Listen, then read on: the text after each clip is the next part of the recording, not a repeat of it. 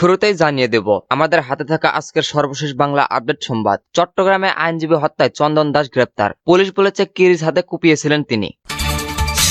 এরপরে জানিয়ে দেব সবাই মিলে ষড়যন্ত্র মোকাবিলা করব, ডক্টর ইউনূসের সঙ্গে বৈঠকের পর বিএনপি। এরপরে জানিয়ে দেব 2 মামলায় জামালপুরের সাবেক এমপি আজাদ কারাগারে। এরপরে জানিয়ে দেব অর্থ পাচার করে বাংলাদেশের অর্থনীতিকে ফতুর করা হয়েছে। সর্বশেষ জানিয়ে দেব বাংলাদেশি রোগে বয়কট না করার সিদ্ধান্ত ভারতের চিকিৎসকদের। এতক্ষণ শুনছিলেন সংবাদ শিরোনাম, এরপর বিস্তারিত। চট্টগ্রামে আইনজীবী হত্যায় চন্দন দাস গ্রেপ্তার, পুলিশ বলেছে কিরচি হাতে কুপিয়েছিলেন তিনি। চট্টগ্রামে সাইফুল ইসলাম নামের এক আইনজীবীকে কুপিয়ে ও পিটিয়ে হত্যার মামলায় এক আসামিকে গ্রেপ্তার করা হয়েছে। তার নাম চন্দন দাস। তিনি চট্টগ্রাম নগরের কোতোয়ালী সেবক কলোনির বাসিন্দা। গতকাল বুধবার রাতে কিশোরগঞ্জের ভৈরব থেকে তাকে গ্রেপ্তার করে পুলিশ। সেখানে রেল স্টেশনের পাশে মেট্রো পড়িতে শ্বশুর বাড়িতে যাওয়ার পথে তাকে গ্রেপ্তার করা হয়। পুলিশ বলেছে আইনজীবী হত্যা মামলার অন্যতম আসামি চন্দন, তিনি কিরচি হাতে আইনজীবীকে কুপিয়েছিলেন। ভৈরব থানার ভারপ্রাপ্ত কর্মকর্তা শাহিন মিয়া আজ বৃহস্পতিবার সকালে প্রথম আলোকে বলেন, চন্দন রেল স্টেশনে ঘোরাঘুরি করছিলেন। রাতে তার শ্বশুর বাড়িতে যাওয়ার কথা ছিল, কিন্তু তার আগে খবর পেয়ে তাকে আমরা গ্রেপ্তার করি। তাকে চট্টগ্রামে নিয়ে যাওয়া হচ্ছে। চট্টগ্রাম নগর পুলিশের অতিরিক্ত উপকমিশনার গণমাধ্যম কাজী তারেক আজিজ প্রথম আলোকে বলেন, গোপন তথ্যের ভিত্তিতে খবর পেয়ে পুলিশ ভৈরব থেকে চন্দনকে গ্রেপ্তার করেন। আইনজীবী হত্যার ভিডিওতে কমলাপুর রঙের গেঞ্জি আর কালো প্যান্ট পরেছিলেন চন্দন। রাষ্ট্রদ্রোহ মামলায় গ্রেপ্তার সম্মিলিত সনাতনী জাগরণের জোটের মুখপাত্র চিন্ময় কিসমত দাস ব্রাক্ষণচারীর জামিন নামঞ্জুর হওয়াকে কেন্দ্র করে গত 26 নভেম্বর আদালত প্রাঙ্গণে সংঘর্ষের ঘটনা ঘটে। এই সময় আইনজীবী সাইফুল ইসলামকে পিটিয়ে ও কুপিয়ে হত্যা করা হয়। এই ঘটনায় সাইফুলের বাবা জামাল উদ্দিন বাদী হয়ে 31 জনের নাম উল্লেখ করে হত্যা মামলা করেন। এছাড়া পুলিশের ওপর হামলার কাজে বাধবান এবং আইনজীবী ও বিচার প্রার্থীদের উপর হামলা, ককটেল বিস্ফোরণের ঘটনা আরো 5টি মামলা হয়। 6 মামলায় গ্রেপ্তার হন 40 জন। তাদের মধ্যে হত্যায় জড়িত অভিযোগ 10 জন গ্রেপ্তার রয়েছে। গত সোমবার পুলিশের ওপর হামলা ও কাজে বাধ্যবান মামলায় গ্রেপ্তার 2 আসামির জন্য ওকালতনামা দিলে আইনজীবীদের বিক্ষোভের মুখে পদত্যাগ করেন অতিরিক্ত চট্টগ্রাম মহানগর সরকারি কৌশলী নিজামুদ্দিন। ঘটনাস্থল থেকে পুলিশের সংগ্রহ করা 52 সেকেন্ডের একটি ভিডিও ফুটেজের সূত্র ধরে তদন্ত সংশ্লিষ্ট কর্মকর্তারা জানান, ধারালো অস্ত্র দিয়ে আইনজীবী সাইফুলকে কোপান অমদাদ, চন্দন ও রণব, আর তাকে পেটাতে থাকেন অন্যরা। সেখানে আরো 25-30 জন ছিলেন, তাদের বেশিরভাগই পরিচ্ছন্নতা কর্মী।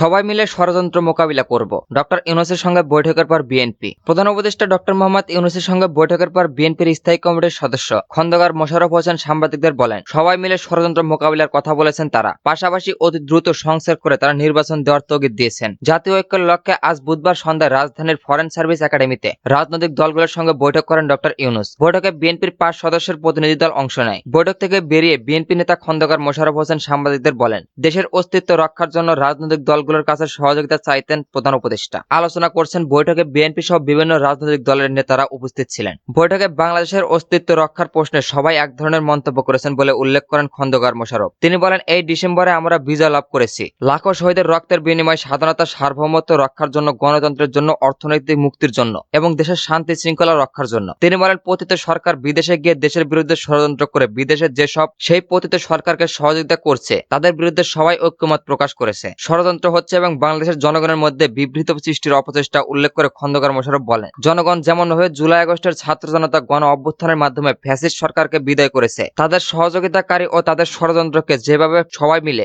মোকাবিলা করা হবে। মোশাররফ বলেন, প্রধান উপদেষ্টা বলেছেন, জাতীয় ঐক্য সৃষ্টির জন্য তিনি যথাযথ পদক্ষেপ গ্রহণ করবেন। আজকের রাজনৈতিক দলগুলোর যারা উপস্থিত ছিলাম, আমরা সবাই ঐক্যমত প্রতিষ্ঠার জন্য একমত হয়েছি। এক প্রশ্নের জবাবে খন্দকার মোশাররফ বলেন, আমরা নির্বাচন সম্পর্কেও বলেছি, এই সরকার জনগণের অধিকার ফিরিয়ে দেওয়ার বিষয়ে ওয়াদাবদ্ধ। আমরা বলেছি অতি দ্রুত সংস্কার সাধন করা, নির্বাচনের একটা রোডম্যাপ, পথ নকশা দিতে জনগণ একটি রোডম্যাপ পেলে নির্বাচনমুখী হয়ে গেল। যেসব ষড়যন্ত্র এখন আপনারা দেখতে পাচ্ছেন, এসব ষড়যন্ত্র আর কেউ করতে সাহস পারবে না। বিএনপির প্রতিনিধি দলের আরও ছিলেন আব্দুল মঈন খান, নজরুল ইসলাম খান, আমির খসরু মাহমুদ চৌধুরী ও অধ্যাপক এজেএম জাহিদ হোসেন।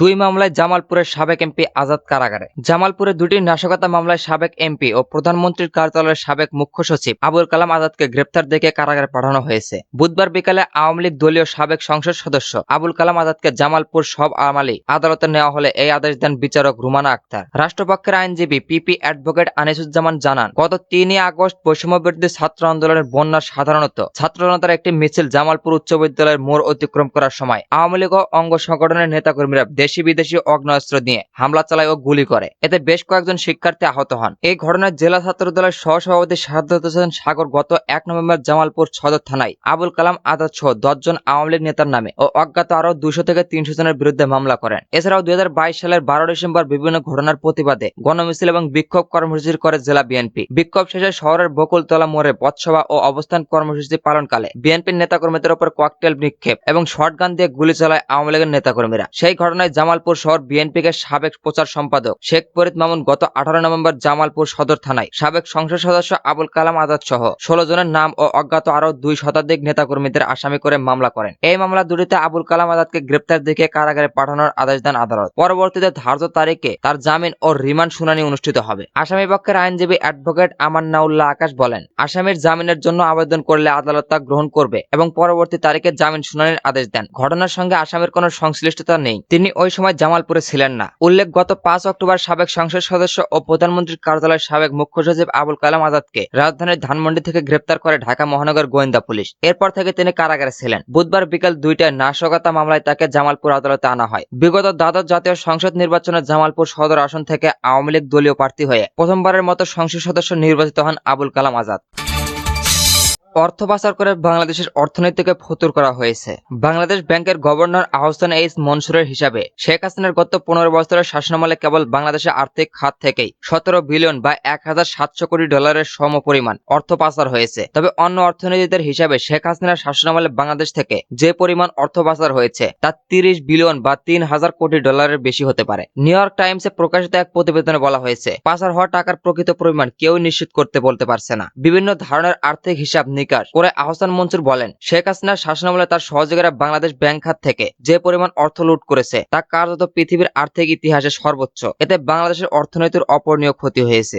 মার্কিন এই প্রভাবশালী সংবাদ মাধ্যমের অনলাইনে সংস্থার বুধবার 4 ডিসেম্বর প্রকাশিত এক প্রতিবেদনে এসব কথা বলা হয়েছে। গভর্নর আহসান এইচে মামুনের সাক্ষাৎকারটিতে নেওয়া হয়েছে গত অক্টোবরে। আর চলতি সপ্তাহে অর্থনৈতিক পরিস্থিতি বিষয়ক শ্বেতপত্র কমিটি বলেছে, সাবেক প্রধানমন্ত্রী শেখ হাসিনার শাসনামলে গত 15 বছরে বাংলাদেশ থেকে সার্বিকভাবে প্রতি বছর গড়ে প্রায় 16 বিলিয়ন মার্কিন ডলার অবৈধভাবে পাচার হয়েছে। আহসান মনসুর নিউ ইয়র্কের টাইমসকে বলেন, সর্বোচ্চ রাজনৈতিক কর্তৃপক্ষ বুঝতে পেরেছিল লুটপাট করার জন্য সবচেয়ে ভালো জায়গা হচ্ছে ব্যাংক। এই প্রক্রিয়ায় বাংলাদেশ ব্যাংকগুলোতে শত শত কোটি ডলারের সমপরিমাণ অর্থ বিভিন্ন কোম্পানির নামে ঋণ দিয়েছে, যে কোম্পানিগুলোর অনেকগুলোর আদতে কোনো অস্তিত্ব নেই। এই টাকা কখনো সম্ভব ব্যাংকে ফিরে আসবে না। এই অর্থের একটি বড় অংশ দেশ থেকে অবৈধভাবে বাইরে সরিয়ে নেওয়া হয়েছে।